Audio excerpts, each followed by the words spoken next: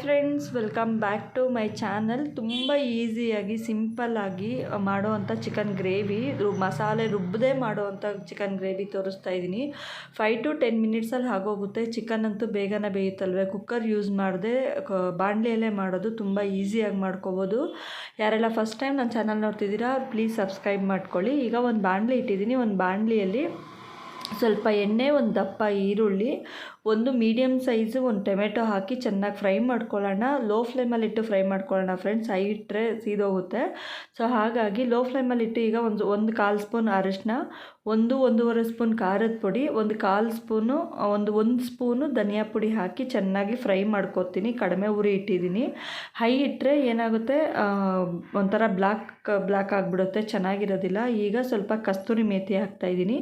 ಇಷ್ಟನ್ನು ಚೆನ್ನಾಗಿ ಫ್ರೈ ಮಾಡ್ಕೊಳ್ಳೋಣ. ಈಗ ಸ್ಪೆಷಲ್ ಏನಂದರೆ, ಒಂದು ಚಿಕ್ಕ ಗ್ಲಾಸಲ್ಲಿ ಒಂದು ಗ್ಲಾಸು ಹಾಲು ಹಾಕ್ತಾಯಿದ್ದೀನಿ ಫ್ರೆಂಡ್ಸ್.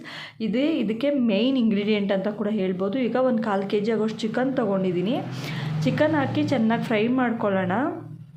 ಕೈ ಬಿಡ್ದಂಗೆ ಸ್ವಲ್ಪ ಆಡಿಸೋಣ. ಈಗ ಸ್ವಲ್ಪ ಉಪ್ಪು ಹಾಕ್ತಾಯಿದ್ದೀನಿ, ಯಾಕಂದರೆ ತಳ ಅಂಟಿಬಿಟ್ರೆ ತಿನ್ನೋದಕ್ಕಾಗೋದಿಲ್ಲ, ಚೆನ್ನಾಗಿರೋದಿಲ್ಲ. ಸೊ ಹಾಗಾಗಿ ಈಗ ಏನು ಗ್ಲಾಸ್ ಇಟ್ಕೊಂಡಿದ್ವಿ ನಾವು, ಅದೇ ಗ್ಲಾಸಲ್ಲಿ ಒಂದು ಅರ್ಧ ಗ್ಲಾಸ್ ಫಸ್ಟು ನೀರು ಹಾಕಿ ಒಂದು ಕನ್ಸಿಸ್ಟೆನ್ಸಿಯಲ್ಲಿ ಚೆನ್ನಾಗಿ ಫ್ರೈ ಮಾಡ್ಕೊಳ್ಳೋಣ.